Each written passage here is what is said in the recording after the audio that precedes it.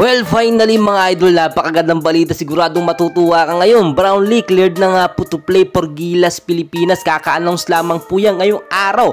Breaking news talaga. Pero bago tayo magpatuloy, huwag mo naman kalimutan mag-like and subscribe kaibigan. And please hit the notification bell for more Gilas update. Maraming salamat. So narito na, no? Tignan nyo mabuti mga idol itong sinasabi natin, no? Na kumpirmado talagang balita. Galing mismo sa SBP. Kaka-announce, basahin po natin, no?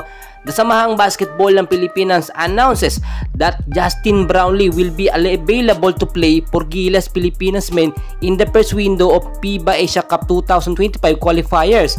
Ibig sabihin mga idol, kumpirmado na, kasama na po sa 12 lineup po ng Gilas Pilipinas itong si Justin Noypi Brownlee, at wala na po tayong dapat pag-usapan dyan. Practice na lamang, no? Yun na lang ang hihintayin natin. Ang tagal nating hinintay, no? Hindi na po inabot ng February 8 at dumating na nga ang announcement na si Justin Brownlee ay kumpirmado matapos ang 3 buwan na suspension niya galing sa FIBA. Ay finally pinayagan na nga po siya. Paano po mangyayari ngayon?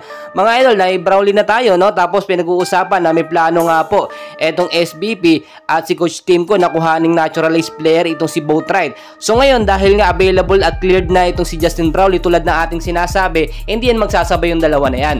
Ito pong si Boatwright, future na lang naturalized player ng Gilas, no? Pero ang lalaro po dito sa Gilas Pilipinas natin bilang naturalized player po ay si Justin Noypi Brownlee. Inamin po yan mismo, no, ni Boss Al Francis Chua. Kapag walang Justin Noypi Brownlee, mahina po ang lakas natin, mahina ang lineup ng Gilas Pilipinas. Siguradong matatalo tayo, yung pong prangkahang sinabi niya. Si Brownlee kasi marami pong nagagawa, lahat po ng posisyon kaya niyang laruan at talagang nagpapasa ng bola, kaya mag-drive sa loob, may in and outside shooting. So walang duda na talagang ipipush natin o ipipili talaga si Brownlee makasama sa lineup. At eto na nga po, inanunsyo na mismo galing sa SPP. So ang mangyayari ngayon, yung injured na player na lang ng Gilas Pilipinas tulad po ni AJ Edo, at in case si Kai Sotto hindi makapaglaro, sila na lang po ang papalitan, no? So kailangan lang natin ng matangkad, no, na player pang depensa po ng Gilas Pilipinas. So pwedeng kumuha sa PBA mga kaibigan.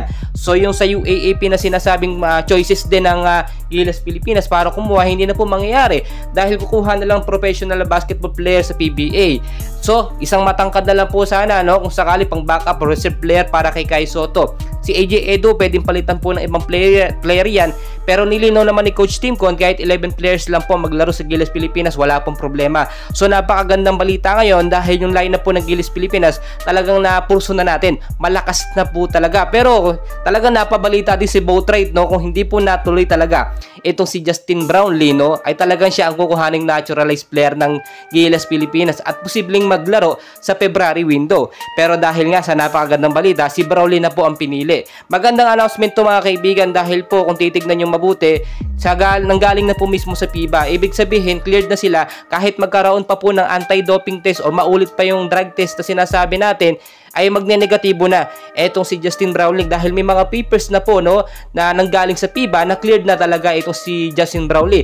So kahit dugain po yung anti-doping test na mangyayari ulit kung sakasakali kay Brownlee, meron na tayong ebidensya na manggagaling sa FIBA na cleared talaga siya. So napakagandang balita at wala na pong magagawang ibang sasabotahe sa atin para lang hindi makapaglaro itong si JB. So napakalaki ng chance natin. Mga idol, napakagandang balita. Pakishare po sa ating mga basketball fans, sa mga Gilas fans, sa mga PBA fans para malaman po nila. Maraming salamat po sa inyong lahat mga kaibigan.